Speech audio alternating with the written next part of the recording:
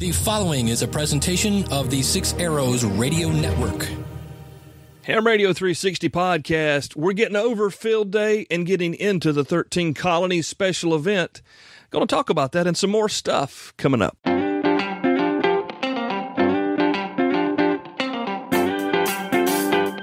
MTCRadio.com presents Ham Radio 360, the podcast. Brought to you by Ellicraft. Now, here's your host, Kel Nelson, K4CDN. So have you got over your Field Day hangover yet, man? You're probably a couple of days late getting to this because you're sleeping in the morning or something. Well, welcome back to the Ham Radio 360 podcast. My name is Kel, call sign K4CDN. Doing this every other week for the last few years, and appreciate you coming back. I hope that your Field Day was great, man. I've gotten some good reports, a lot of fun to have had. And I actually got to spend some time with some buddies of mine, so that was really cool as well here locally. Hey, Main Trading Company got some great deals right now on all their gear. I love their Kenwood stuff. It's my favorite gear, man. I mean, I use it here in the shack and the mobile, and it's solid. I've got a 2-meter single-band handheld, which is just a crazy performer. So if you're needing anything from Kenwood, please call Main Trading Company. They're great people. That's the coolest thing about them. They're a mom and pop shop. When you purchase from them, you're putting food on their kids' table. And as a small businessman myself, I can really appreciate that. Give them a chance. You find them at mtcradio.com. Let Richard and Christine know that Kel sent you down that way for all your Kenwood needs. On this episode, we're going to be chatting about the 13colonies.net event. That's coming up this weekend. Yeah, July the 1st through July the 6th. It happens every year. It's a lot of fun. If you've never participated in this contest, well, you're missing out. And we're going to talk about it with Bob. Bob's call is November Delta 7 Juliet. And Bob is from Hendersonville, North Carolina, not too far from me, although he gets to be up at about 2,500 feet above sea level, and I'm not. So let's welcome Bob in here to the Ham Radio 360 podcast. No problem, Cale. Happy to be here. Absolutely. Well, we are just tickled to talk about this. This is one of my more favorite contests. Not that I get a whole lot of time on HF, but this is one that I've spent time participating in throughout the years as being a licensed amateur, mainly because I'm really a big fan of the Revolutionary War, of course, as most Americans should be, but my children are really into that part of history as well. We live really near the cow pens, which is a lot of fun to go visit. So can you give me a little history, if we're talking history here, about the event, the 13 Colonies? Oh, sure. I'm happy to do so. Well, the mastermind behind this is Ken Vallone, KU2US, and he started 13 Colonies back in about 2009. He just basically had done an ARRL sweepstakes, had a lot of fun, and he didn't think there was a whole lot of special events, so he decided he was going to start a special event. It was really supposed to be a one-year thing. It wasn't supposed to continue on. So he started 13 Colonies around the 4th of July in 2009. He got 13 participants, one from each state, and they went off to start doing 13 Colonies. They ran the event for 4 days, and they got bombarded. The pileups were unbelievable. So as the event went on, throughout that year, they had a little bit of advertising on QRZ, QST Magazine, and EHAM. And when it was over, they had 34,000 contacts. The guys were exhausted, and the pileups were pretty crazy. It's amazing to me because the history here of the show is this was supposed to last 5 or 10 episodes, and 3 years later we spawned a special a slideshow, got another one coming. You never really anticipate what can happen with these things, and it kind of seems to me, knowing the history and reading the history from Ken here, it seems to me, as you said, this was a one-shot deal. And the next thing you know, you're into it 4, 5, 8, 10 years, and it grows exponentially every year. Congratulations, by the way, on the growth. And it's really exciting to see people kind of embrace this, especially in today's climate. Politically, we have a lot of just crazy opposing opinions happening. But to me personally, this is a great opportunity to remind us where we all came from and why we're all here together. And at the same time, enjoy this hobby we love. And it just allows us, I mean, it's the 4th of July weekend. Who's going to be working? You know, we're excited. We're just kind of hanging out with family, doing fireworks and barbecues. to me, it's the ideal contest for summertime ham radio operating. Yeah, and this is a unique event. I know a lot of people that really look forward to this every year, and we have now grown to over 100 operators throughout the 13 states. If anybody listening would care to go, 13colonies.net, www.13colonies.net. There's a ton of information. You can find all the operators listed there, the results from year to year, and you can see how this event has really grown from back in 2009. They had 34,000 contacts, and we had 139,000 plus last year. So the event has really taken off, and I really was excited when I got an opportunity to become an operator. And then before I even had a chance to become an operator, I was asked if I would be interested in running the website for them. So I redesigned a brand new website last year, and I'm going to tell you what, it is much larger than I ever thought of a job to do this website. It keeps me busy. I started in February this year getting it together. Yeah, it's all a labor of love, and a lot of people don't realize what it takes to do things like this, whether you're putting on a contest, working a website, a podcast, kind of doing a combination of any of those things. And there's a lot more work involved. It's not just we get to talk on the radio and have fun with each other. One of the things that kind of struck me about the history of it is going back and looking back. You're thinking, oh, we're going to do this. Ken's thinking we'll do this one weekend around the 4th of July, and they were just kind of pounded. But now as it's grown, and as you said, I mean, it's quadrupled times 4 at least. I mean, it's ridiculous. You've got a whole weekend's worth of operating. It starts on July the 1st. Is that correct? It starts this year. It's going to start on July 1st. At 9 a.m. Eastern Time, and it will run through July 6th, midnight Eastern Time. So get your antennas and radios ready because you'll have a lot to break through with the pilots, I think. I listen to the folks chasing the national parks on the air, and we've talked a lot about that here on the program over the last couple of years. And when that was over with, everyone kind of seemed to go in a lull, and then they kind of came back. They were just kind of exhausted, but at the same time, they missed chasing those parks. Now, for me, we're going to be coming right out of the field day weekend into this event, and I think this is just a great opportunity, a great time, a great place to put this type of event as people are kind of come off their field day hangovers and they're looking to get back on the air and operate. Will you be participating as an operator as well as someone who's going to be kind of keeping score, or how does that work for the operators there who are involved in this event? Well, I will be an operator for North Carolina, and I have been so for the last 3 years. And I will the scorekeeping. We all keep logs. Each operator for each state keeps a log, which all then get turned in to Ken. And his statement to me is he has no summer when he gets all these logs, and people start sending in for their certificates. But each operator keeps their own log. And speaking of logs, if you go to the website, there is an online log and a log generator, which is very convenient for the people trying to work the 13 colonies. So check that out as well.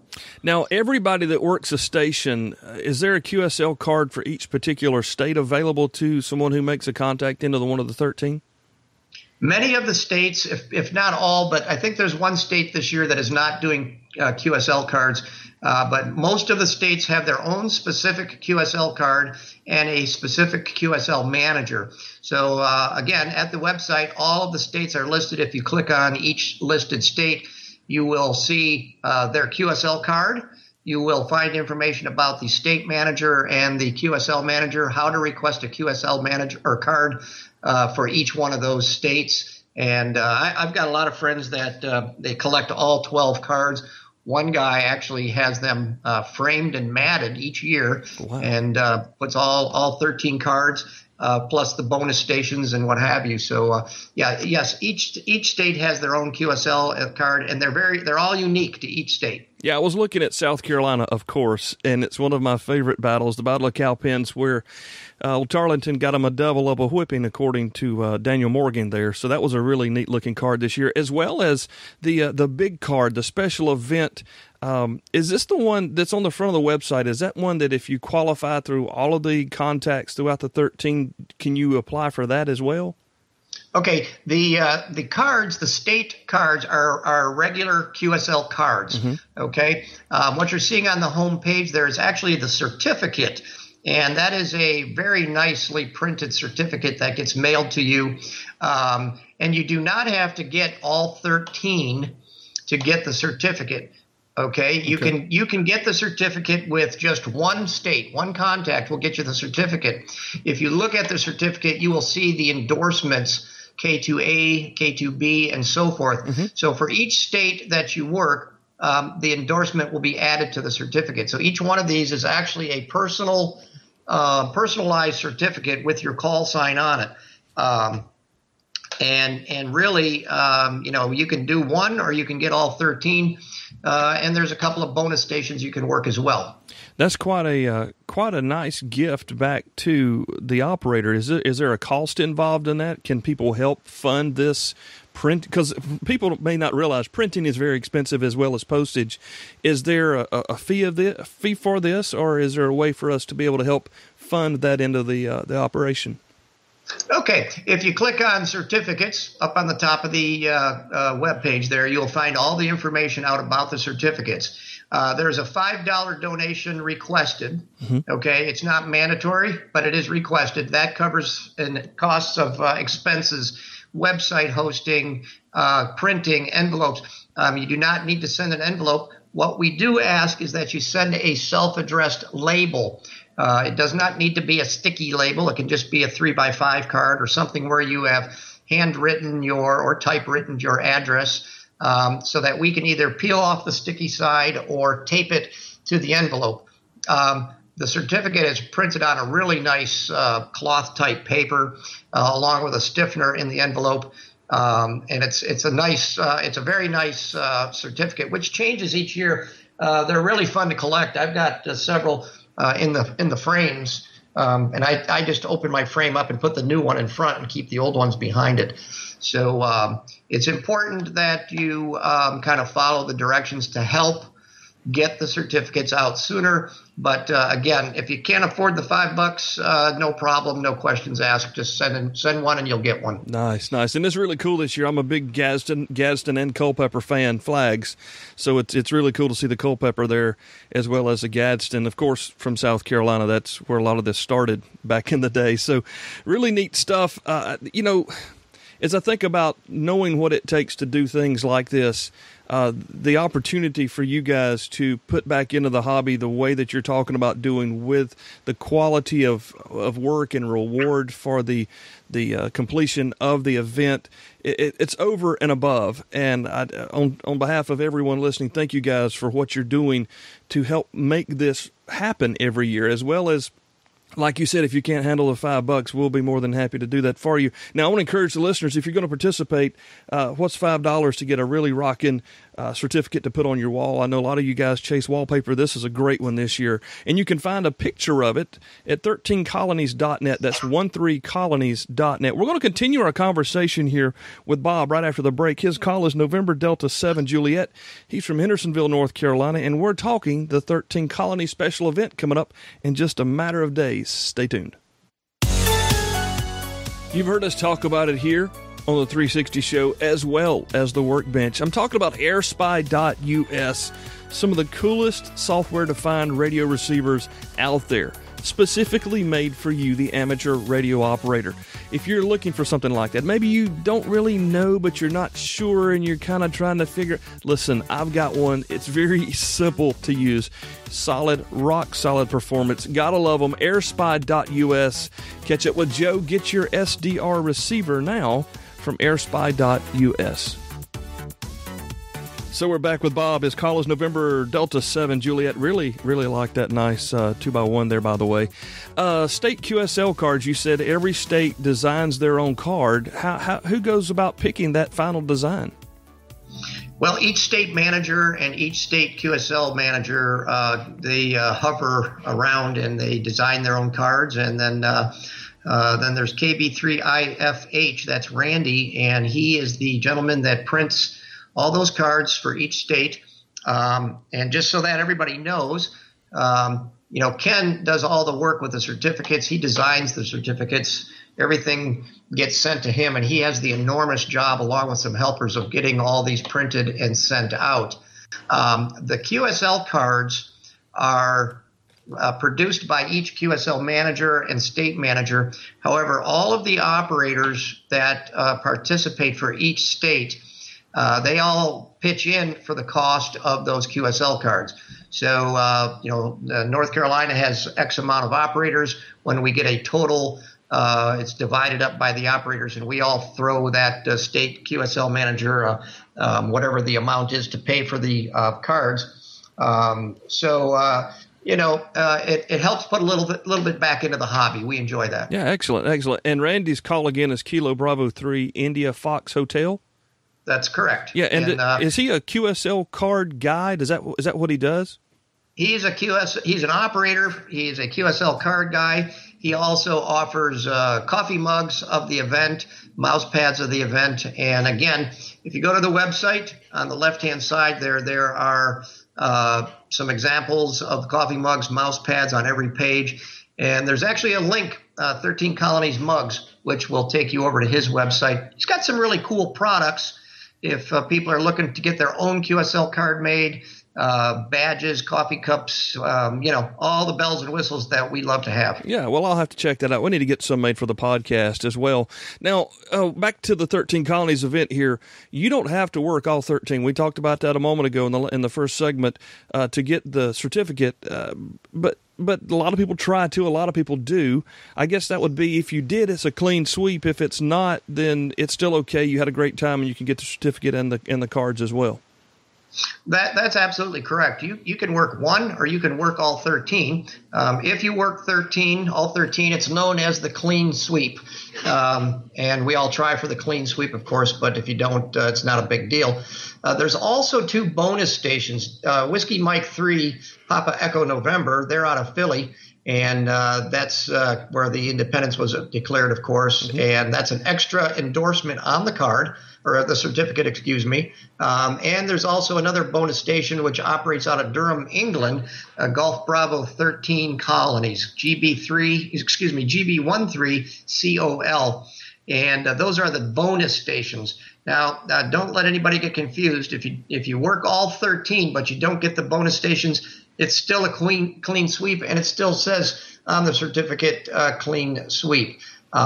It's kind of cool if you can get the bonus stations, and those are extra endorsements, but it's not a mandatory thing for a clean sweep. And one other thing, Cale, I'd like to mention, a lot of times if you're living in South Carolina and you're trying to work a South Carolina station, as you know, that can be difficult. Mm-hmm. All the operators are listed on each state page on the website. You can look them up on QRZ, and most, if not all, will be happy to set up a sked for those difficult times on 40 meters or what have you to try. And we're going to do our best to let everybody get a clean sweep. So don't hesitate to send emails to the operators. We're happy to help. We want to get you in the log. Yeah, just remember, guys, they're very busy. So if they don't immediately reply, I've seen this happen. If they don't immediately reply or don't come back and pat you on the head, give them a second. They're really busy. Their wife may be wanting them to take the garbage out in the midst of this contesting weekend. One of the things, talking about a clean sweep, I know that there are a lot of there's got to be some competition between the states as to who can outdo the other one. Is there anything like that, just being a dad with 5 kids and knowing how that goes? Is there any of that goes on during this event? Well, I'm glad you asked that. All the states compete with each other, of course, to try and become the top state, because we are actually eligible for a really nice plaque the top state and the top operators. And there's a link on the website that talks a little bit about this. It's kind of cool. So we're actually eligible for a top operator, low power, high power, QRP, what have you. And we all kind of are jockeying for position to get this. Probably the biggest not mentioned competition, and it's all very friendly. There's no nothing there. It's between North Carolina and South Carolina. It's kind of like Michigan, Ohio football. Right. North Carolina and South Carolina are in deep competition. We are constantly trying to outdo the others. Unfortunately for me, being North Carolina, the doggone South Carolina folks have beat us for several years running. Wow. However, last year, they only beat us by 166 contacts, many of those which could be possibly dupes. So we were neck and neck last year with South Carolina, and I personally will be Velcroed to my chair trying to whoop somebody's South Carolina down there. But if we don't, it's still going to be a lot of fun. Absolutely. Yeah. It's to me, it's a great event, but knowing that there's some friendly competition going between the operators and the states even adds to the intrigue there. Hey, I know that you guys operate on multiple bands, HF. Anywhere that we can look particularly to find you, or are you guys just out there, we need to tune the big knob? Okay, there's several ways to accomplish that. Probably the best way is the cluster. A lot of us use DX Summit. Some of us use some of the other ones, but I personally use DX Summit. And I encourage the people that work me, hey, could you spot me? And that gets us a little bit of find out where we're at, look at the clusters. You can go on the website, click on bands and modes. We're basically working all HF bands, including the WARC bands, with the exception of 60 meters. Also, for those difficult states, if you're in South Carolina trying to work South Carolina, you can set up a sked on 2 meters. Okay. And we're happy to do a 2 meter to get you in the log. We will be operating on sideband, CW, digital, most all of the modes at different times. In particular, in North Carolina, I'm not patting myself on the back here, but if you go to the North Carolina page, there is actually a link that says find where the North Carolina operators are. And it is a Google document that is up there. Now, the operators in North Carolina, we can edit this, but the people that are viewing cannot. However, what it does is it tells people where we're at and what, if I'm working 20 meter sideband, my call sign will be there and it will show that I'm on 20 meter sideband. And we've got a little waiting line set up there. So if one of our other operators wants 20 after I'm done, we do that. Not all the states have this. So I would encourage everybody to look at the Google document there to find out where we're at if you don't see us on the cluster. When we log a contact with you guys, I know that there's a lot of different people out there use a lot of different logging programs. Is that something that someone can put off in a particular file and send to you, or do you need their log in a particular format that's easy for Ken to read and decipher? We don't really need a particular format. I know a lot of people will use like N3FJP. There's a little plug, Jeff. But really the best way to log the contacts is to, again, go to the website, 13colonies.net, and click on log sheets. And as soon as that page opens up, you will see a fillable PDF form that you can fill in as you're going with all the pertinent information. And then at the bottom, you can actually fill out the check marks for different endorsements, which would be all QRP, veterans, American Legions, the NRA, VFW, all CW, what have you. Mm-hmm. And you can also, at that point in time, you can fill out your name, address, and everything right on this form. Okay? It gives you all the information on that form. And it's a PDF, which will then allow you to print it right from your computer. Very neat little thing. It's right there. That's the easiest, best way, and it's the quickest for the operators. Also on that page, you will see a link that says 13 Colonies Special Event Log Form Generator. It's also a very cool way to log this stuff. It's got a bunch of drop-down boxes where you just click through, put in all the pertinent information, and you can you can even print from that as well, generate the form and print it, and you're ready to go. Fantastic. Well, you guys have covered all the bases here. It sounds like, this is not just somebody getting together and going to try to have a contest. You guys have really put a lot of thought into that, and congratulations for the success so far. I know that Winter Field Day came and went. We had a great time with that here locally, and Field Day is always fun.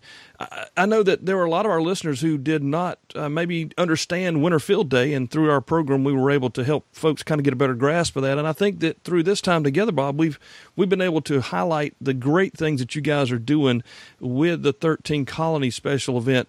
Again, it's one of my more favorite contests, and I'm not the contesting kind of guy, but man, I love coming up here to the shack and turning the radio on during the 4th of July weekend, and the radio's just going crazy with these contacts being made. Give me again the dates and the times that we can expect to find you guys on the air. Okay. 13 Colonies officially kicks off this year July 1st at 9 a.m. Eastern Standard Time, and it runs through July 6th, midnight Eastern Standard Time. Very good. I personally will be on someplace, probably about 8:30. You'll hear me calling CQ with my call sign, November Delta 7 Japan, securing a nice spot on a frequency somewhere. And I will generally ask somebody to spot me. So if you see my call July 1st, about 8:30, 8:45 on there, you're going to know that at 8:59 will be the last ND7J CQ, and at 9 o'clock exactly, I will convert to K2J. 13 Colonies is on the air, and then I will proceed to deal with the pilot. Absolutely. That's so awesome, man. It's really cool knowing now the backstory of where this came from. Also, how much you guys, being all the operators combined, including Ken, who began this thing back when, knowing how much work you're actually putting into it. It's not just a fun thing. It is fun, but there's a lot of work that we're not seeing, but we're able to enjoy. So thank you so much to all of your operators across the 13 Colonies, as well as your special events, your bonus stations there. Again, thank you for doing that for us, and we can't wait to catch up with you on the air in just a few days. All righty, Cale. Well, listen, I appreciate the opportunity to come here and talk about this, and I hope everybody out there that hears this will participate. And feel free to contact me if you need to any further information. The website is pretty complete. You can also contact me through QRZ or my website for questions, whatever you may need. My website, nd7j.com. Lots of information up there and a way to contact me for sure. So anybody needs to, feel free to get a hold of me. Absolutely. Well, thank you again, Bob. We really appreciate you being here with us. It's the 13 Colonies Special Event celebrating the Revolutionary War and the war that we call now the War of our Independence. It happens July the 1st through July the 6th, coming up in just a matter of days. So if you have any more questions, again, check out 13colonies.net. Of course, we'll have that and many more things that we've talked about here listed in the show notes. Bob, thanks again, and good luck in 73. All righty, sir. Thank you. 7-3 to you and all your listeners, and thanks for having me on.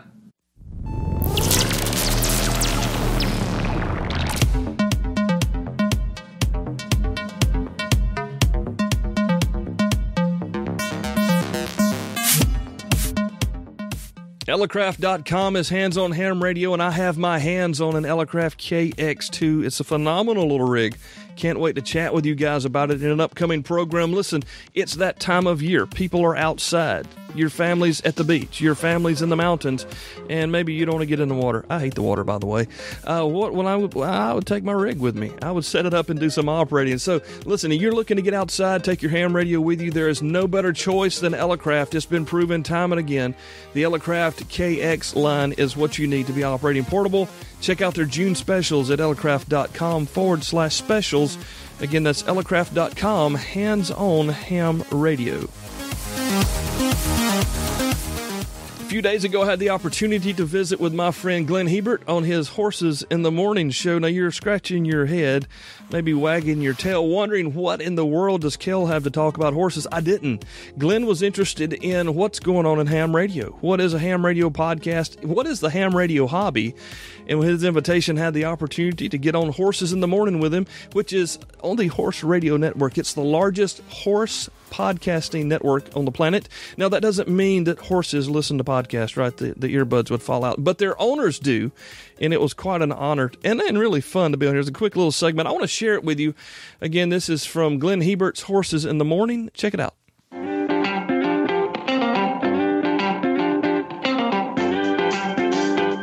MTCRadio.com presents Ham Radio 360, the podcast. Brought to you by Elecraft. Now, here's your host, Kel Nelson, K4CDN. K4CDN, how are you? Man, I recognize that music. Good morning, fellas. Good morning. Thanks for joining us today. Thank you for having me. I think everybody kind of knows what ham radio is, but then they go, okay, it's those really nerdy guys with extra thick glasses, even worse than me. Am I right? Well, you've met me before, and I'm more of a country boy than a nerdy guy with glasses. I wear contacts.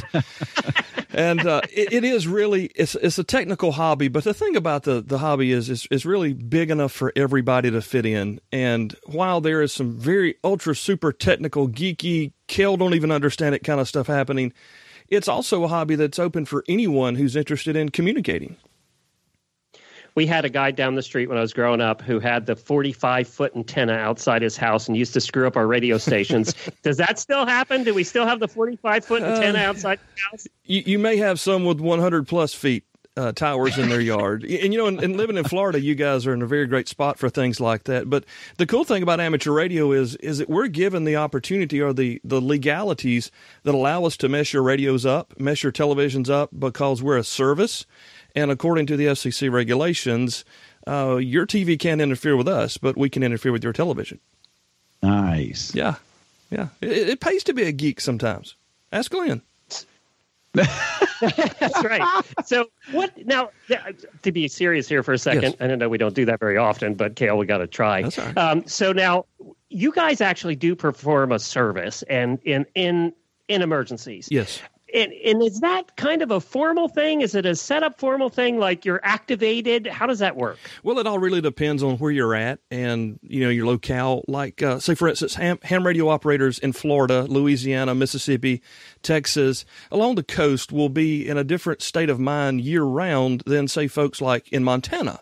And we have groups within groups. We have an advocacy organization called the ARRL, which is kind of like an NRA advocacy group, except it's for amateur radio versus gun rights. So you have advocacy groups that have groups under themselves like an umbrella who allow us to utilize our skills and to offer our skills and our equipment to, say, local governments in time of duress. So right now, probably around in the Gulf Coast, you have amateur radio operators who have been activated through their local groups to perform services, whether they're at a like a Red Cross shelter, maybe they're in the emergency operations center locally inside their county building. But we're there to offer our services to you in a time of need. And then when you don't need us, we just like chatting with each other all around the world. So why does a ham radio work when other forms of communication won't in a time of emergency? Is that a dumb question? No, it's a very good question, Glenn. And that would be my place to say that's a good question, because the thing about ham radio is we build our own infrastructure. For instance, here in my barn, now I podcast, I do all my ham radio stuff and everything from an old horse barn. So I've got, some common ground here. It's the actual tack room, but we have our own infrastructure. So we don't depend necessarily on the internet. We don't necessarily depend on the power companies to provide us power, because a lot of us have backup emergency power. And without having to get too technical into this, we don't rely on the cell phone services providers, their antennas, their towers. So we kind of build our own infrastructure in. So that allows us, when we get to the point where the power's out or maybe 911 quits working, we generally, and that's a big term there, but we generally have the opportunity to activate our equipment and to be able to be utilized in an emergency like that, or even, just bad weather, freaky ice storm or something. A lot of us put a lot of time and effort into having our things that can work when nobody else will. And that's why we usually work when no one else does. Does being a ham radio guy also go along with being a prepper? There's a lot of preppers who have, I got it, Jennifer. There's a lot of preppers who have got into amateur radio thinking that it is the end all be all kind of thing. It is really the best answer for emergency communications, whether you're a preparedness individual or not. That being said, it's not something that you just kind of buy gear and put in a duffel bag, toss it in the attic or the closet. It's a service that you have to hone inside yourself. It's an ability that you build. You have to be licensed too, right? Well, you do have to take a test. Yeah, there's a 35 question test. That we're out, Neil. We just failed. Yeah, it's really simple. It's almost too simple nowadays. Some people say you don't have to learn Morse code anymore, which is cool. That's why I'm here. And I never took the opportunity to learn the Morse code, but you don't have to do that anymore. It's just a simple 35 question test given to you locally by your local amateur radio community. And it's really not a big deal to get into it. If you are a prepper and you want to get into ham radio, it's a good answer for you. It doesn't mean that you just need to buy stuff, put it in the attic, and forget about it until something happens and you need to use it. It's like anything. You have to hone your skills. You need to be doing it. I don't think you'll want Glenn and I there. Yeah, that's right. Yeah, you don't want us there. We'll stick the podcast. Okay. Yeah, that's fine. All right, so now we've run out of time. You can find the show at hamradio360.com, yes. hamradio360.com, or anywhere on your podcast players. But I know, I asked Jennifer, I said, when you make up these questions, the horsey questions for non-horse people, keep in mind that Cale's a country boy, and he might actually know some of these. So she gave you a tough one. Okay. Are you ready? Go ahead. What are wind puffs? Wind puffs. Is that when you feed the horse the wrong thing and you stand behind it in the stall or something? That is correct. That is the right answer. That's exactly right. Thank you, Cale. Absolutely, guys. Appreciate you. We should have asked a question. We had a better result. We'll see you, buddy. Thanks, guys. Keep matching. Bye-bye.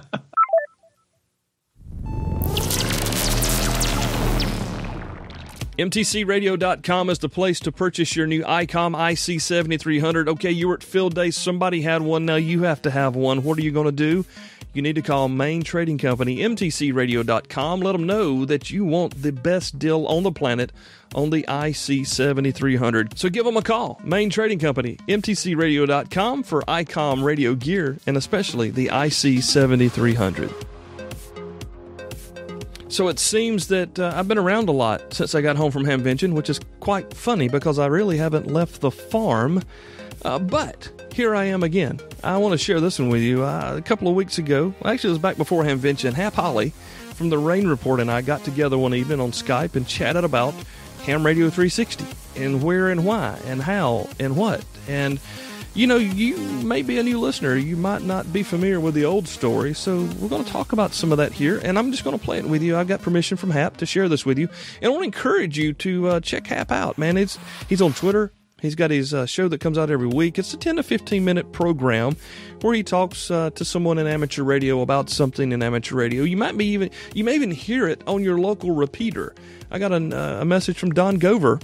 It says, Cal, I just heard you on my repeater. It was the weirdest thing. So thank you so much for Hap having me on. And Hap's call is Kilo Charlie 9 Romeo Papa. You can check out the Rain Report at therainreport.com. Have links in the show notes. But here's part of the interview that Hap and I had there on the Rain Report. From the toasty confines of the Mid-South Rain Studio, I'm Will Rogers, K5WLR, with the June 17th Rain Report. We're so connected nowadays. Everyone is disconnected. And to build a rapport and to be able to share a conversation with someone or to be able to build into a relationship with someone, they can smell it a mile away if it's fake, and they'll know. And it stands a chance to turn them off instead of bringing them in. That's Cale Nelson, K4CDN, a rural Carolina ham in his mid-40s who produces a ham radio-oriented podcast from the comfort, surroundings at least, of his horse barn, accompanied occasionally by a barnyard rooster outside. On June 17th, 2014, Cale began producing Ham Radio 360, an hour-long podcast that has now passed the 3-year mark. Ham Radio 360 actually started out as a kind of an inside joke on an amateur radio forum that I participate in.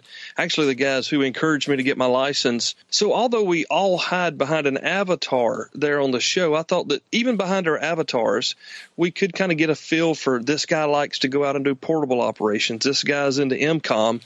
And I wanted to be able to connect with those guys just because they'd given so much to me. I'd come out of 10 years in non-commercial FM Christian radio, and I had been out for a little while and missed being behind a microphone. So I thought, that'd be a good chance to get back behind the mic, make some friends, keep the skills honed, if you will, and to connect with the buddies that I had made online. I'm a stay-at-home dad, so there's not a whole lot of hanging out time for Cale. About 4 shows in, the guys from that particular forum began letting me know that, hey, this is too good for just us. This is a lot bigger than you think it is. This is going to be more than you think it was supposed to be. And actually, it did turn into something that we, myself and Jeremy and George, the fellows who helped me, it grew into something that none of us ever anticipated. After 50 or so episodes, we came up with an idea to rebrand. It had a really hokey name that was a deep inside joke from this internet forum. And it was hard to explain the name and how it related to amateur radio because it didn't. It related to that amateur radio forum. So we had to sit down and think, and 360 hit me because I wanted to address the hobby in every direction. And it became Ham Radio 360 on our 50th show. And about 2 or 3 weeks later was Hamvention, the first time I got to go. And at the same time, Ellicraft and Eric released the KX2. Eric was gracious enough to sit down with KJ6VU, my buddy George, to get an interview straight off the fanfare there at the 4 Days in May in Dayton. And our numbers just went crazy. Subscribers went through the roof. And from that point till today, we've organically grown probably 5 to 7 times what we were this time last year. Why do you think it has grown so well? You are one of half a dozen ham radio podcasts today. Yeah. And I think that we're all of us who are out here creating content are seeing a surge. Why has our show grown? I really don't know. And I'm like I've told you earlier, I'm a really transparent, humble guy. I like to think that we're doing what the listeners are wanting us to do, attacking the subjects and bringing up the guests that they want to hear. But at the same time, I try not to put Cale too much into it and just think that it's our time. We're enjoying the opportunities we have. We've been given some great opportunities to participate with folks like Ellicraft and Main Trading Company down in Paris, Texas. But I look around, and like you said, there's a good half dozen of us. And it seems to me that we're all kind of talking to the same audience, where there may be a couple thousand over here more than someone else, and they may have a couple of thousand that someone else doesn't have. And that's probably directly related to the host and their personality. But I still think, and this is just Cale's opinion, I don't know this from anybody else, I still think we're missing a very large segment of listeners, or people who could be listening, potentials, I guess, and I haven't figured out how to get them yet. And I really want to, because I really like connecting in this fashion with other folks in the amateur radio hobby. And I think there's a disconnect with the ages. In amateur radio right now, we have a lot of OMs, a lot of old guys who are 65 plus years old. I'm 43. There's a good handful of us, and then there's some behind us coming in as well. And I think that past the Chinese handy talkies are bad, or the no-code general guys, those arguments, when you remove those, I think that we have a societal separation between the older guys and people my age and younger. And people my age and younger, are quicker to embrace the newer technologies. The older guys are they're taking in some technology, but they may not be aware, and I've seen this firsthand, they may not be aware that they can use the smartphone to listen to programs like mine and yours through podcast players. A lot of them tell me they don't even know what a podcast is. So then, we become podcast ambassadors, sharing our content and others as well, to kind of inform people that, hey, we're out here creating this stuff for you every week, every other week, once a month or whatnot, to enhance your hobby. And that's what I found. I found a lot of guys who aren't even plugged in, don't even know what a podcast is. And I see a lot of people my age and younger who are digging it, who are loving it, and you really can't give them enough. They enjoy it so much. You're listening to The Rain Report from www.therainreport.com. You do your podcast live, or do you interview someone and then edit it down? Well, I interview someone. I don't do a lot of editing, to be very honest with you. I'm just not real big on editing. I like being real. And I think a genuine conversation between two people, whether someone slips. Now, if someone says something completely off base or they ask me to take something out, I'll do that. Or if we have down here in the South, we've got some sinus stuff going on. So the other day I had a sneeze in the middle of a conversation I had to take out. But primarily, we record the calls, and for two reasons, matter of fact. I live way out in the country, and I have no broadband internet connection that most people would consider having in their house. You know, right now I'm talking to you through the hotspot on my 4G LTE cell phone. So I don't have a wired internet connection. That limits me to a certain amount of bandwidth every month, which prevents me from doing a lot of live things. So although I do the calls live and record them, I then take them in, clean them up if I have to, split them up between the breaks in my show, and then post-produce the program with the Audacity program, do some leveling, and then put the program up together. So we've done one live program. Matter of fact, it was our show 50. I went to my wife's hair salon in town where we've got just a wonderful charter internet connection, and we did what was at that time called a blab. And it was a really neat interface that they, for some reason, quit allowing people to use. But we were able to bring listeners in and have them interviewed on the show live as we recorded it, video and audio. It was really cool. Unfortunately, that went away.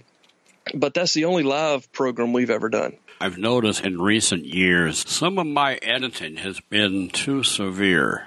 I do like to make folks sound better than they did in the conversation. I.e. getting rid of the ums and the you knows and long pauses and what have you.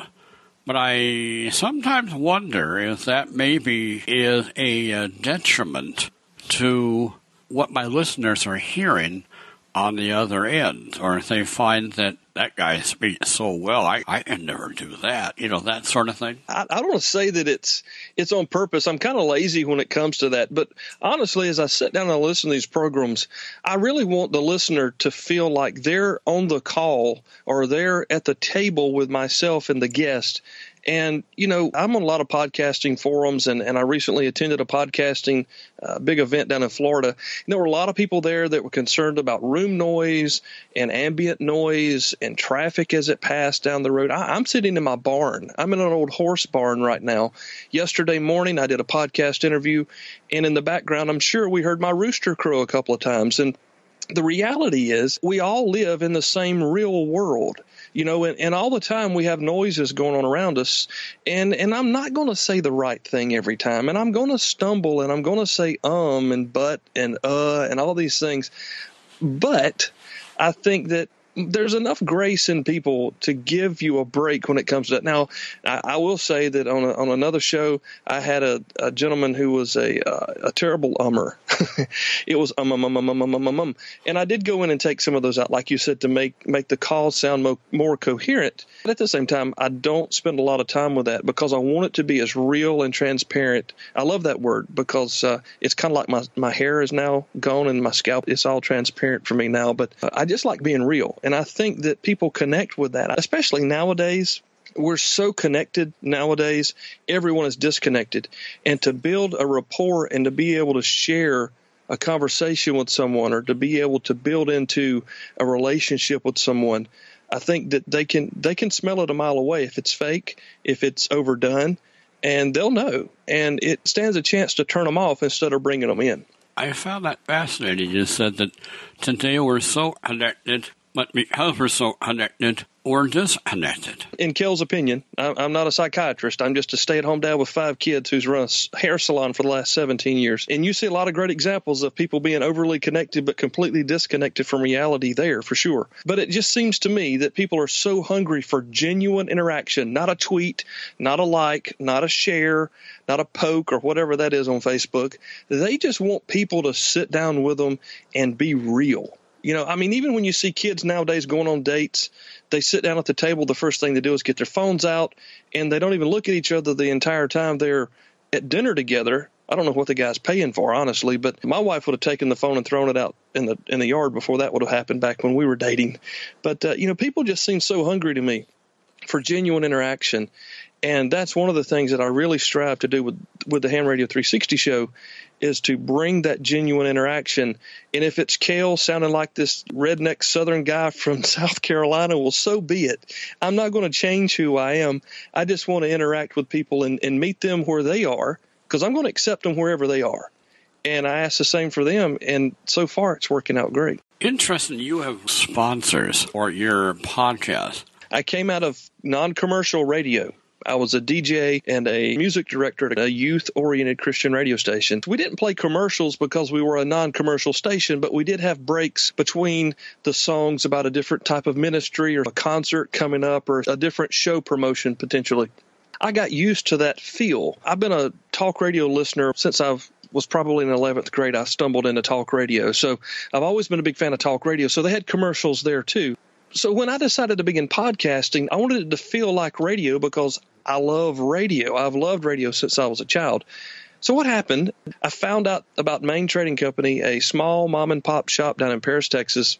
I had done some business with them, and I hadn't bought a lot from them, but what I had purchased from them, the service was phenomenal. And I knew some guys on the forum I was on who had been doing business with them, and their testimonials were just out of this world. So I visited their website one day and saw that Richard's wife, Christine, was a former radio gal who has this amazing radio voice. And I approached them and I said, hey, my name's Cale. You don't know me, and that's okay, but I'm going to start a podcast about amateur radio. And I would like to feature your store because I've been so pleased with your service and your morals and your ethics and et cetera, that I would like to use your name and promote your business with my podcast. Immediately, they're, okay, well, we don't really know what a podcast is, and we don't have any money to spend on that. And my immediate response was, I don't want your money. I want her voice. So Christine sat down in her studio there at the house, and she recorded off some great intros and great outros. And for a long time, she was actually doing commercial spots during the show, which were really cool, by the way. We swapped it out for quite a bit of time. And then I came back and I said, okay, I think we've used up the credit there. Can we get a little money to help maybe pay for the funding of this show, to pay for the hosting of the program, the Libsyn database, maybe help some with the URLs and the website stuff? And it just kind of grew from there. And then we had other people approach us. Bridgecom Systems came in for a while and spent some great time with us. Really appreciate those guys. Then KB6NU, Dan Romanchik, approached me and said, hey, can I get a spot on your show? I said, absolutely. And then not too long ago, just at the first of the year, we brought in Elecraft. And that was very exciting. We've even spun another show off, the Workbench podcast with George and Jeremy. It's a very deep technical show. It's the opposing weeks of my conversational show. They do a very deep technical show. And they're sponsored by Eagle CAD by Autodesk, as well as Elecraft. And we have some other sub-sponsors that sponsor our site and whatnot. The pitch, it was just, hey, I'm Cale, and we're going to do this show, and we're excited about the opportunity to connect you with our listeners.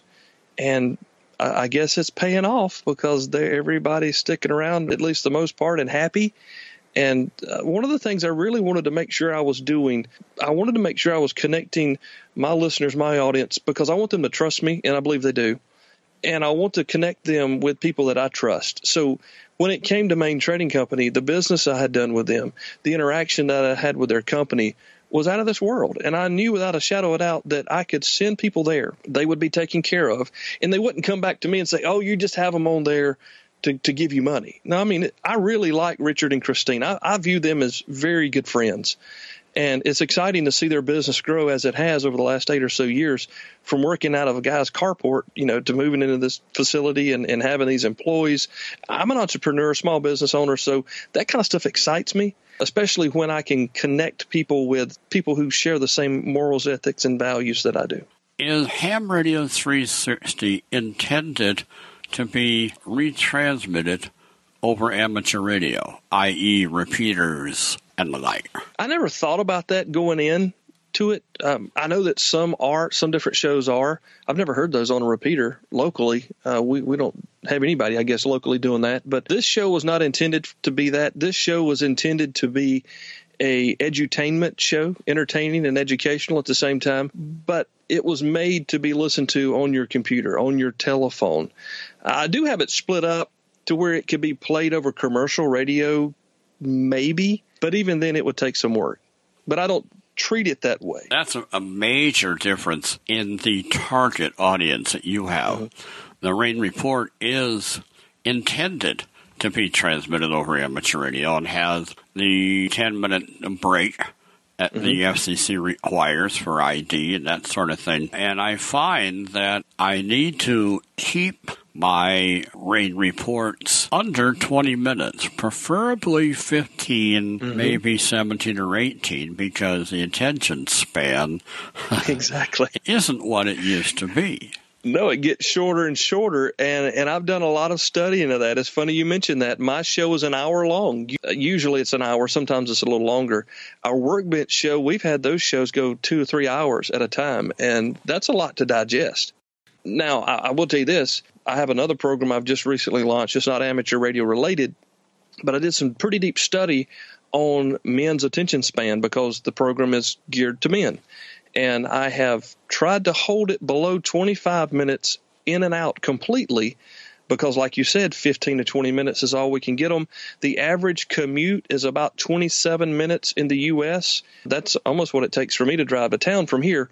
So you can listen to the program from start to finish before you get to work. You can listen to the program while you're in the treadmill, doing your exercise at the gym in the morning or whatnot. So you just, like you say, you do yours a certain length because it works for your potential audience. That's very smart. And these phones and these computers and television and whatnot have really gotten our attention spans, as you said, a lot shorter than they used to be. Fascinating that your podcast, along with Eric Guth's USO Today podcasts, are both an hour long. Yeah. What I'll do, I have done this with a handful of the programs that Eric Guth for Z1UG has produced for his USO Today podcast. I will take the first half hour and break that into 2 pieces. It just works well that way, and it keeps it within a reasonable length. Do you have long-term goals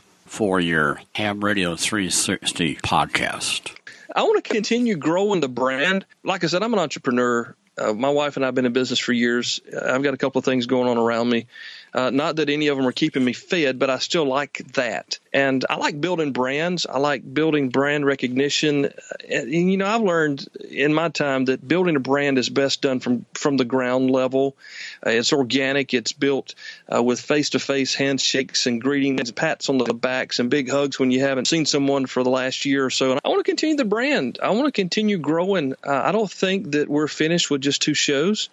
And I think that we have a lot to offer, not just saying we, as in Cale and George and Jeremy that do the Workbench show. I believe that there's talent out there that we haven't tapped yet. There's so many sub-levels of amateur radio. I had no idea going in that, I could sit down with a computer and a little box and a HF radio and send instant messages back and forth to people. I didn't realize that I could plot my traffic or where I've gone throughout the day with APRS. I didn't realize that I could do all these cool things that people are out there doing. There's subcultures inside of amateur radio. For instance, my local club, the large majority of people in the local club are really into chasing DX and wallpaper. And I kind of thought that would be what I was interested in. But, 4 or 5 years into the hobby now, that's really the last thing on my mind. And it really bothers people when I say that I'm not just itching to get on HF all the time. There's other things I'm really attracted to. So, I think there's a lot of room for growth. For instance, we did a show. We've done 2 shows now about APRS with that as our primary topic. We did an introduction show and we did a follow-up question show, 2 of our most popular shows ever. Now, I'm not saying that we can dedicate an entire podcast to APRS, but that's just a great sign that there's a lot of untapped knowledge and a lot of people out there who can't find what they're looking for. necessarily. Even on the internet, things are hard to find sometimes, and sometimes you just need someone that's very familiar with the product and that they can explain it to you in a way that any layman can understand. So I would like to create more shows, not for me. I'm plenty busy, but I would like to give other people opportunity to come on and to build an audience, to build a brand, and to share where they're at and what they're doing within the amateur radio hobby. Communications hobby, the makers and the builders that's a huge thing right now. There's so much untapped potential, I believe. And that's kind of where I'd like to see this go. I'll tell you the reason why I may say that, and it may shock you or it may put someone else off over here, but I am a stay-at-home dad. So it's not like I'm getting up every day and putting on the tie and driving into town and doing the work at the office and standing at the water cooler during break. I don't do that. I don't have that interaction. A lot of people probably wish they didn't, but they wouldn't want to wear my shoes after about a week, I guarantee you. I'm here all the time with kids. So this is kind of my grown-up outlet. I know that sounds silly on some levels, but it gives me an opportunity to connect with people who are adults and to make that adult connection, especially about something I'm really passionate about. So being able to continue that, to grow that, and strengthen those connections with other people is really why I want to keep moving this thing forward. One of the neat things about what you and I do is that we're not limited so much by commercial breaks. Now, yeah, I have to have an ID break around 9.5 minutes, but if I want to go 20 minutes, I could. There's nothing that says I can't, but I also realize that the longer you go, the sooner you lose your audience. If someone would like more information about Ham Radio 360 or they want to reach you, how would they do that? The easiest way is to visit our website, and it's just simply hamradio360.com. All of our links, contacts, social, podcast players. We have a link as well. We have a page that lists every known content creator out there, whether they're audio or video podcast or whatnot. If you get over there and you don't like me, you don't like us, that's okay. We've got a page full of people that you can check out as well. You may like someone else, and you won't know if you don't know they're out there. So I want to be able to connect everyone with as many as we can. I just want to say thank you for going out ahead of us and taking the bull by the horns and starting this thing and sticking with it. It's very commendable. And those of us who are coming up and trying to get our feet under us, we really appreciate you. And I know sometimes that doesn't come out. Sometimes that's left out of the conversation. But I didn't want to get away from you without telling you that. I really appreciate all that you've done for us. And that concludes our look and listen to a conversation Rains Hapali, KC9RP, conducted with Cale Nelson, K4CDN, the mastermind and ham behind the Ham Radio 360 weekly hour-long podcast. The Rain Report is copyright 1990-2017. All rights are reserved. Now, for all of our podcast enthusiasts, I'm Will Rogers, K5WLR, bidding you very 73 from the Rain Report. The Radio Amateur Information Network is available for transmission over amateur radio from therainreport.com, at The Rain Report on Twitter, and lurking somewhere in iTunes. Keep on hamming. That's going to wrap up this episode of Ham Radio 360 Podcast. Thank you for sticking around. Hope you enjoyed it. Hope you learned something and was entertained at the same time.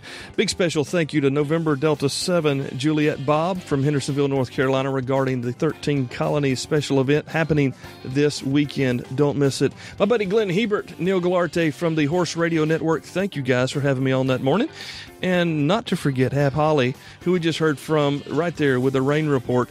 All the show notes that you're looking for, the links that we've discussed, it's all in our show notes section on the website, hamradio360.com. Don't miss it. There's more to it than just that, right? But you've got to go over there and check it out. Again, a big special thank you to all the patrons who support the program here, as well as our show sponsors. Couldn't do it without you. And guys, can't wait to be back with you next time, maybe talking about fox hunting. We'll have to see if Larry and I can get together between now and then.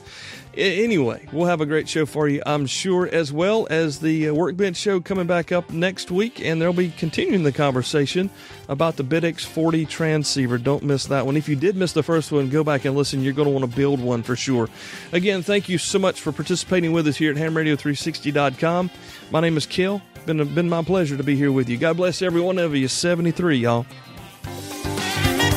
Thank you for listening to the Ham Radio 360 podcast. Brought to you by Main Trading Company, Paris, Texas, and by Elecraft.com, hands-on ham radio. To learn more about the show, visit our website, hamradio360.com. 73s, y'all.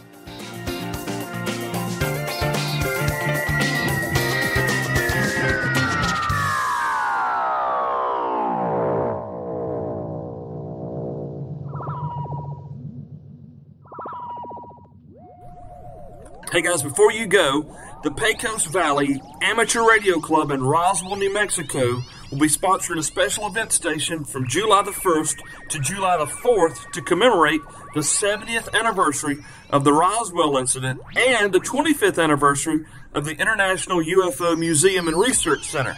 Now, the club's going to be operating this during the museum's business hours, which are 9 a.m. to 5 p.m. Mountain Daylight Time each day during July the 1st to the 4th. They're going to be operating on 20 meters around 14.245, and the club's call is Whiskey 5 Zulu Uniform. You can also check them out on QRZ as well as PecosValleyARC.com, and they've got a really cool certificate to confirming your contacts. They've never done anything like this, and they're really excited. Hope you guys will check them out. I just got this right before the show posted, so Sarge, there you go. The Pecos Valley Amateur Radio Club in Roswell, New Mexico. Again, special event station, July the 1st through the 4th. We'll have this in the show notes from 9 to 5 Mountain Daylight Time on 20 meters 14.245. And their call is Whiskey 5 Zulu Uniform. Give them a shot. Catch you later, guys.